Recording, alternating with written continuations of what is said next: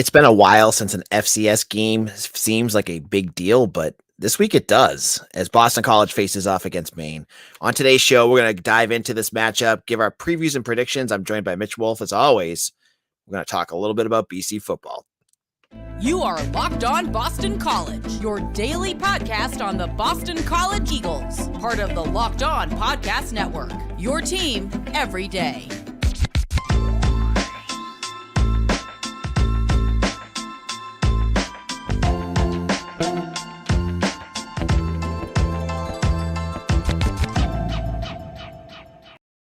All right, Locked On BC, AJ Black here. Today's episode is brought to you by BetOnline. BetOnline has got you covered this season with more props, odds, and lines than ever before. BetOnline, where the game starts. All right, this weekend, BC plays Maine in a night game, which in itself is odd.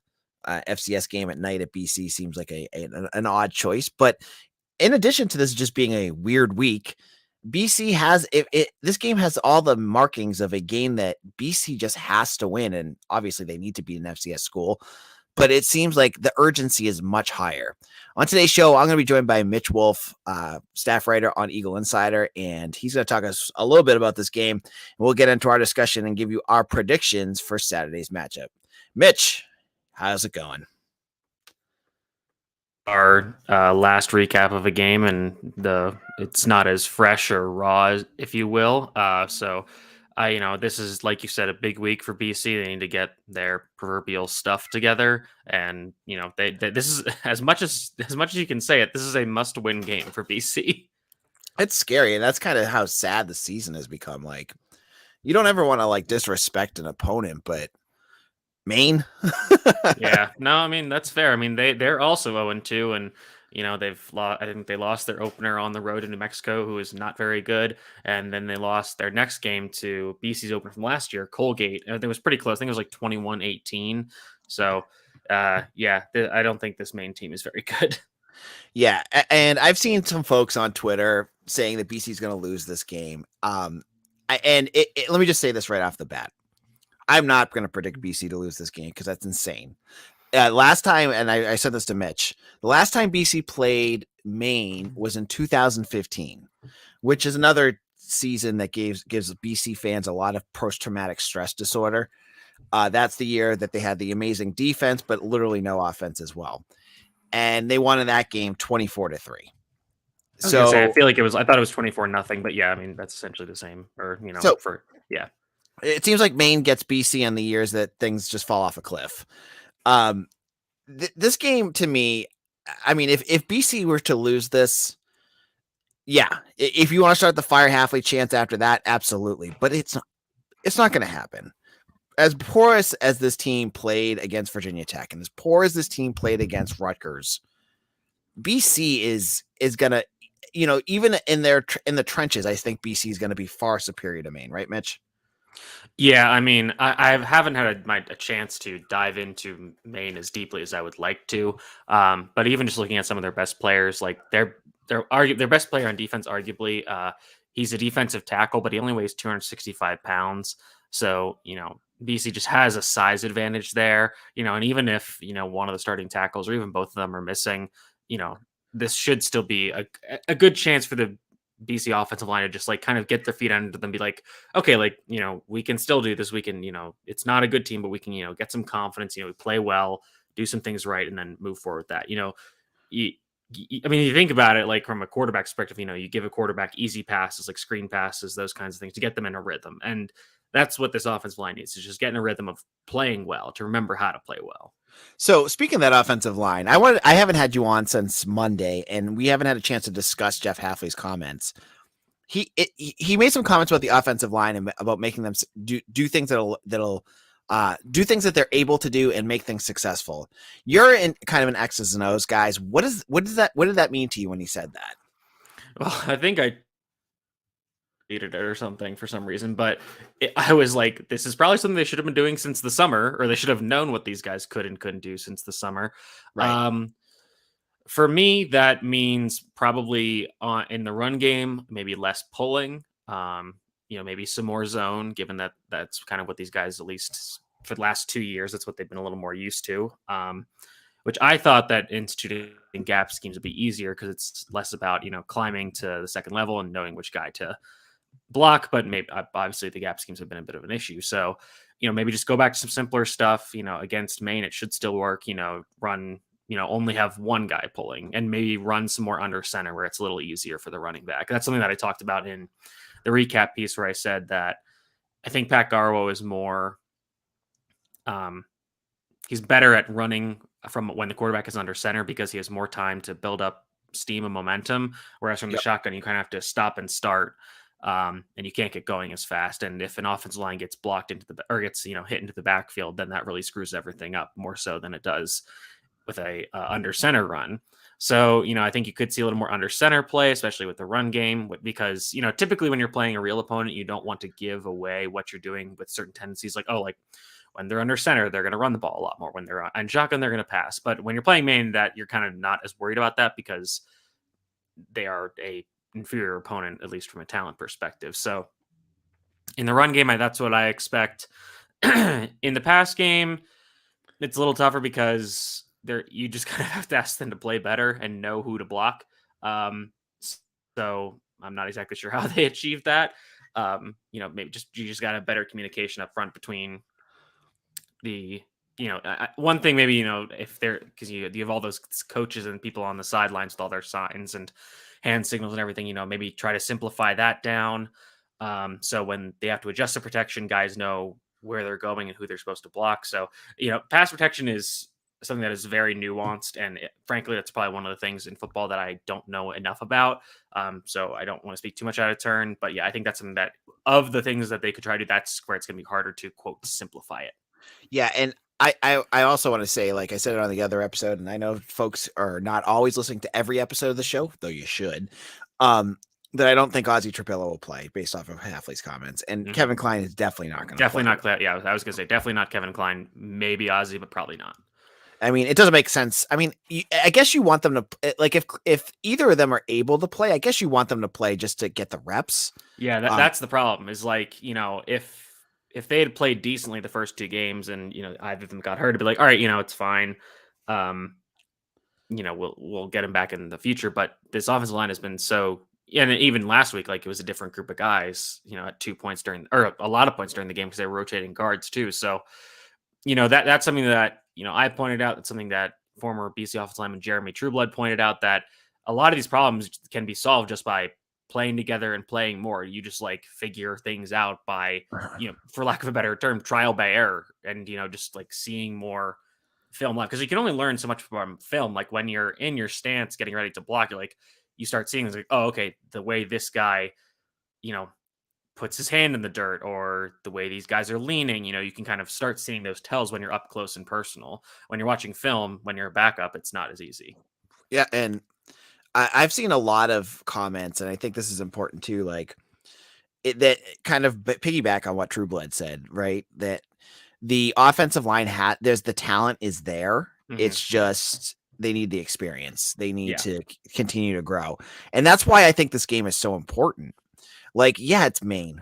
And yeah, you're not really going to learn a ton about, how physical their guys are against a 265-pound defensive tackle, but you can improve your communication.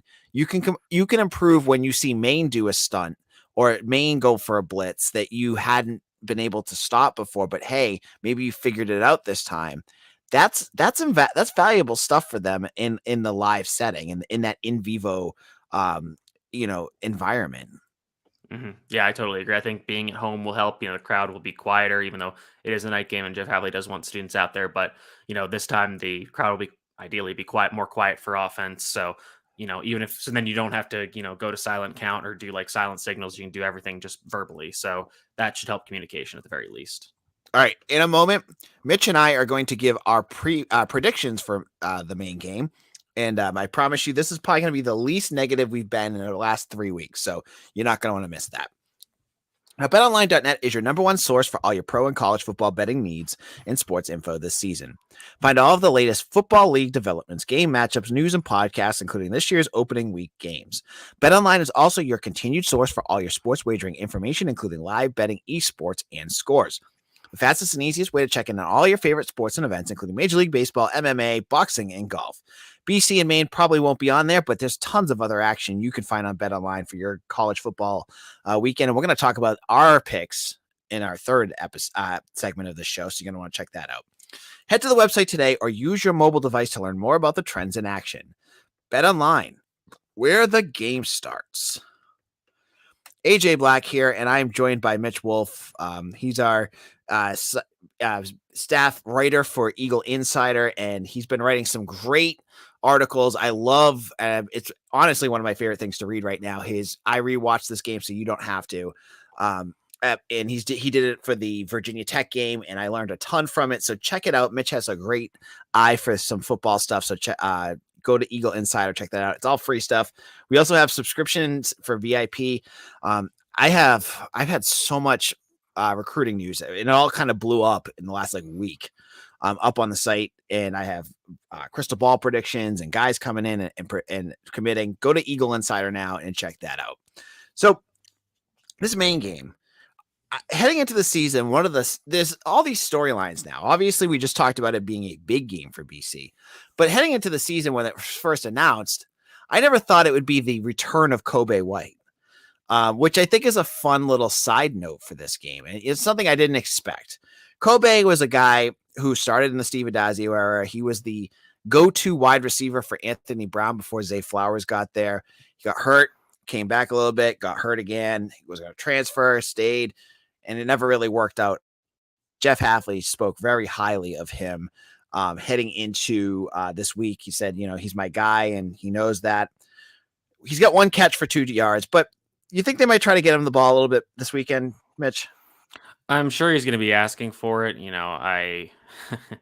I think when this happens with players, I think they definitely want that. And I don't think White harbors any ill will towards BC. I think, he had all those injuries. They, developed some younger, better receivers. The offense changed, the quarterback changed. So I think he, understood he just wanted to try his luck elsewhere.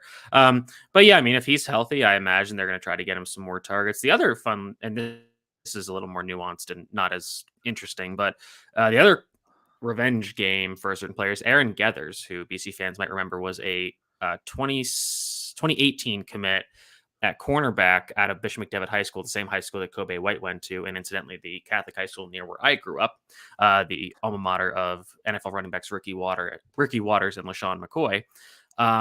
And Gethers was at BC, I think, for only 1 year, and then it says on 247 he then transferred to Western Carolina. Yep, but now he's at Maine. So he's had a bit of a I guess so. He's been to 3 schools as well as Kobe White, considering he was at JMU this spring. But he's playing a decent bit for them. I think mostly kind of as their nickel corner, given his size. But he was kind of a big get back in the day, and now he's at Maine. So that'll be interesting to see how much he plays as well. Yeah, and this is going to be a fun game this weekend. On Eagle Insider on Friday, I'm going to give you my positional breakdowns. And of course, for this game, I'm going to have BC as the edge for everything because it's Maine. And if this was James Madison, if this, they're not FCS anymore. Yep, North Dakota. Yeah. bad choice. North Dakota, even URI, who's been playing kind of well in the FCS. Maybe I would give them a little bit more respect, but they haven't played well. And as poorly as BC played, and I know the hyperbole is pouring on thick from some of the fan base, BC's a better team by a mile, right? Right, Mitch? Yeah, again, I haven't been able to. Believe me, I looked. I tried to find Maine's games, but they're not readily available on the internet. This team just doesn't seem very good so far. And granted, they've had to play an FBS opponent, so that's going to have. But New Mexico is barely an FBS team. So I think BC wins this one comfortably. I think they win it handily. I don't know if it's going to be like it. I don't think it'll be stress free. I'll say that, but. I think BC's defense has been playing really well, and I think they're going to show it. And there's all this talk about the offense. I maintain the defense has played pretty well the first 2 games. They've just been put in some bad situations by the offense, and I thought they really improved their run defense last week, and so that was good to see. So I think they'll keep Maine probably to 10 points, and I think BC probably scores. I'll say 38-10. BC. So I have a question for you, and this is going, my mind's flittering back to the first segment about BC's run game. Given how Garwo has struggled, would you go with one of the other smaller backs that may have more explosiveness out of the shotgun than Garwo at this point, or did they just kind of stick with him because he is a veteran and leader in the locker room? That is a good point. I do like that idea. I think Garwo is a little bit. He's kind of almost. He's a little bit of a volume shooter, like in basketball, where you kind of need to give him carries, and because of his kind of more punishing running style, if he is getting decent blocking, he kind of wears down the defense as opposed to the defense wearing him down. So I do agree with your point though. I think it kind of goes back to what I was saying earlier about like kind of not trying to be as tricky with play calling, formations, personnel. So I think like if you're going to go in shotgun and like and throw put Sinkfield or Coleman or Broom. I don't think Broom even played at all last week, which was crazy. Barfield, right? Oh, well, either of them, but Broom was the one that I highlighted after the first game because of how good he was in pass protection. But yeah, I mean, I think you're going to see a lot of the running backs because I think this is the game where you can get some of them opportunities, at least especially later in the game. But I wouldn't say they like need to go in a different direction at this point. Yeah, we'll have to wait and see what happens there. And, I'm sure they're trying to figure some things out, and it's still the third game. So maybe they can. And last time I disregarded Pat Garwo, he ran for like 1,100 yards. So I'm not going to make that mistake. So I think BC, as you said, is going to win this game easily or soundly. I also have this strange feeling that it's going to start off with something stupid with BC, like Djokovic throwing an interception, the defense falls down and lets up a touchdown, and then the fan base just falls off a cliff. It makes me kind of think of the first BC game I actually went to, which was the 2013 game against Villanova, where they scored on like a triple reverse pass or something. Yep. And then I think BC won going away, like it was like 24-10 or something in Steve Adazio's first game. So kind of something like that.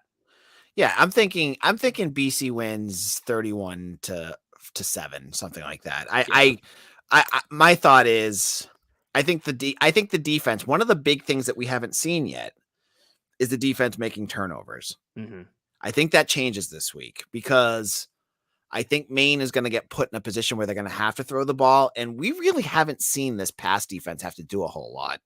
And I think if they have to do a lot against a passing offense like Maine, they're going to pick off a couple passes. And I think that's going to cost them scores. Yeah, I would agree with that. And like part of that was like luck, like again, especially against Rutgers where they forced 2 fumbles, but just couldn't fall. And I'm like, forcing fumbles is good. It's just, it's hard to be like, oh yeah, they're not recovering them. It's like, yeah, balls just bounce funny. Like that play where DeBerry knocked Horsley away from the ball. And it's just bad luck sometimes. So, you kind of hope that turns around. Yeah, I agree. I think BC's defense gets probably at least 2 turnovers in this game. All right, so that's our predictions. Now, in a moment, we're going to go national and look at some of the games that you're going to want to put some money down on BetOnline. And we'll get into that in just a moment. But before we get into that, I want to tell you about our quest for 600. We hit 500 subscribers on our YouTube channel just yesterday. We're up to about 505 now. As I said, I want to get 600 subscribers on our channel by the start of the basketball season, which is November 7th. So we have a little under 2 months to do this. I think we can do it. So if you're listening to this, hit that subscribe button. If you have multiple accounts, hit subscribe. The more accounts that we get going here, it gets more people pushes us up the crazy YouTube algorithms and more people can find us. Hit subscribe, hit like on our comments on our episodes and comment as well. I respond to as many comments as I can. If it's you calling me an idiot, I usually don't respond to that, but maybe I will next time, but definitely check that out as well. Now let's chat a little bit about this weekend, and there's some great college football games. Now, the first game I want to talk about, and we'll get into our picks, but I want to just get into just one of the things I think is really cool is I can't wait for game day to be at App State. I think it's gonna be a fun weekend for that. I think that is a very cool location. I just wish they were going for a more consequential game because they're playing Troy. Troy is very much an average Sun Belt. Like the game is on ESPN Plus. It's not even on and ESPN has nothing on their network during that time. Yeah, that's insane. Like I think that's very cool that they're going there, but if you're gonna do it right. Like I think this is kind of a disservice to them. So speaking of that, Locked On ACC, another podcast on our network, posed the question, should App State join the ACC? I'm guessing Mitch has a comment on this. Go ahead, Mitch. Probably not. I mean, I was they're a really good Sun Belt team. They are the model for any team jumping up from FCS to FBS because they came in, and I think they were, they had like 2 years where they were kind of adjusting, and then they just started winning conference championships. It was insane. And they've been like a cradle of coaches like Satterfield, Eli Drinkwitz. Like I think Yep. the guy Sean Clark is going to get a job soon. Yeah, I mean, I don't really see that happening, especially because there's a million North Carolina teams. yeah, exactly. Like North Carolina is already pretty saturated, and that I won't make fun of another school's academics again. I was gonna say I was gonna frame it in a more polite manner, saying that they don't fit the academic profile. There you go. Yeah, that's what I meant to say. All right, so last week Mitch and I each gave 3 different picks, and I think I went 3-0. I didn't. Yeah, Mitch definitely did not. I definitely did not. And some of the ones we were just shooting around near the end, I definitely whiffed on, but I'm going to make my 3 picks today, and we'll each kind of bounce back and forth. And I'm going to go crazy on my first one. I'm going to go nuts. Georgia and South Carolina. I'm going to go with South Carolina in this. It's a 24.5 point spread. It's in South Carolina. The Gamecocks are going to be crazy crazy into this game. They've beaten Georgia at home before. I don't know if they're going to beat them, but I think they could possibly cover this game. I don't know. 24. I mean, 24 points is a lot of points. So that 24 and a half. So that's probably a decent bet to make. But I think Spencer Rattler still just makes too many mistakes. If South Carolina had rightfully named their chicken mascot Cock Commander, like they should have, I would agree with this bet. But because they didn't, and they named something like the General, yep. Yeah, I'm not going to agree with this bet. For me, I'm going to go back to the bet that I did hit last week, and I'm going to dip into the well again of the Iowa under. They're playing Nevada, who is very much not good. They are 0. Oh wait. Oh, they're actually 2-3. But the teams they've beaten are New Mexico State and Texas State, who are barely FBS teams. And then they lost to the FCS Incarnate Word this last week. So Nevada's kind of going through a rebuilding phase right now. Their offense is not explosive as it was last year with Carson Strong at quarterback. And Iowa still just doesn't know how to play offense in the 21st century. So the over-under is 40. I'm still taking the under here. All right. Looking at a 13-7, I think. Okay. That was an easy one to hit last week. Yeah, you were sailing into the 4th. You're like, this is fine. That one seemed like easy money. And I had a parlay. I think I parlayed like 5 different picks. And I whiffed on it, and then I was like, all right, I'm going to double down and just because it was an afternoon game with Iowa and Iowa State. And I'm like, and I'll just recoup all my money I just lost. That's a great strategy. Just any parlay you make, just throw in the Iowa under, and then if it doesn't hit, just double down on it. Exactly. So that's what I ended up doing. So I'm going to continue on my the one that I continue to follow, and that is Syracuse. Syracuse at 1.5 against Purdue. Mm-hmm. I don't know what it is about Syracuse, but I'm believing in them right now. They're playing really well. They got a good defense. Sean Tucker is really tough. Garrett Schrader is one of the highest rated quarterbacks in the ACC. I don't buy into Purdue at all. They're 1-1, and they beat Indiana State. I think sounds right. And lost 35-31 to Penn State. I think Syracuse is going to win this game. So I agree with you. I just think, and again, we are not betting professionals. We are not financial advisors. Please bet responsibly. But I feel like just taking a 1.5 line, the favorite, is just not good gambling strategy. Because if they win, because even if they win by 1, you're screwed. So I agree with your general sentiment. And the problem is the money line is not that much better. Like it's worse odds. So so I agree with your sentiment. I just don't agree with betting that side of the line. The next one I'm going to go to is Miami at Texas A&M. Now, I did say Miami was going to destroy Southern Miss last week, and I was wrong. But Texas A&M it's wild. So Texas A&M is favored by 6 in this game, and they are at home, and Kyle Field has a great home field advantage. And Miami wasn't super impressive last week, and I think this is their first road game. But you're getting 6 points with Miami. I think they'll win this game outright and finally knock Texas A&M out of the rankings because they're still ranked, I think, 18th for some stupid reason. So yeah, I would take Miami +6, +195 money line is interesting. If you're a braver man than I'd be interested in that. All right, and then my final pick is Oklahoma and Nebraska. Nebraska, who just fired Scott Frost after a abysmal loss to Georgia Southern last week. Yes, sir. Shout out to Georgia Southern's graphics team with that victory post, which was amazing with the eagle and the eating corn cob. Oh yeah, that's great. Oklahoma, I mean, part of me wants to avoid this because after a coach is fired, there's this weird thing where a team kind of rallies behind the interim coach. We saw this with FSU and BC a couple of years ago, but it's Nebraska. I feel like this is a program that's just right for them just to fall on their face again.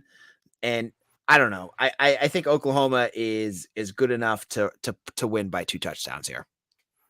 Yeah, I think that's definitely possible. Nebraska's so weird, like because they do so like last week, like their offense. I mean, their offense scored 42 points, and granted, it's Georgia Southern, but still, that's pretty good compared to the last few weeks. But I mean, their defense just didn't show up at all. So yeah, that's that's pretty crazy. Looking down the rest of these lines here, I think last week was kind of nuts. So I think this week we're gonna kind of regress back to the norm. I don't think you're gonna see as many crazy upsets. Penn State on the road at Auburn is interesting. Penn State's favored by 3, so even that's basically Auburn's home field advantage. And I don't really think Auburn is good. Still scrolling down here, trying to find a good game. One thing we need to keep track of is Kansas, and Kansas is playing Houston, and Houston is, I think they were ranked last week, I think like 24, and they lost in overtime at Texas Tech, that is. And Houston is now favored at home against Kansas by 8.5. Kansas might have something. And if Kansas wins, they'll be 3-0. And there could be some rank Kansas mumblings happening. So if you want to like just kind of ride the fun wave of rooting for Kansas, even though they beat BC a few years ago, but like it's Kansas, you kind of want to see them get back to being at least competent. So taking Kansas 8.5 would be fun. I would say the smarter money though is, oh shoot, I had a game I really liked. I guess it was the Miami Texas A&M game. So yeah, I will. Let's go Kansas. Let's ride with the Jayhawks. That'll be fun. All right. So if you agree with me, disagree with me, hit us up on Twitter at LockedOnBC. You can also tweet at Mitch and tell him he's wrong, or me at AJ Black. And Mitch, where can people find you on social media? If you want to yell at me for giving you bad gambling advice, know that I won't give you any money, but I will say sorry. But you can reach me at Mitchell T. Wolf, WOLFE on Twitter. Like I've said before, I work for the 33rd Team, which is a great football website for football, breakdowns, information from a scheme perspective, from a experience perspective with coaches and players. Or if you want fantasy betting, DFS advice, make sure you head over there and you get all your information from us at the 33rd Team. All right, I'm AJ Black. We will be back. I will be back. And Mitch, are you going to be available for the post game?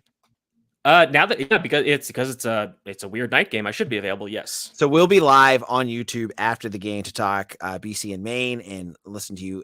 And we'll give our analysis. You guys can comment, be angry, be happy, whatever you want. We'll be back. Make sure you hit that subscribe button on YouTube so hit the bell so you know that when we go live, you can jump in and listen. This is AJ Black. You can follow me on Twitter at AJBlack_BC. Make sure you're following us along at Eagle Insider, part of the 247 network. Both Mitch and I are over there. We have all sorts of great stuff on recruiting, football, predictions, everything you want. Make sure you hit that subscribe button and become a VIP member over there as well.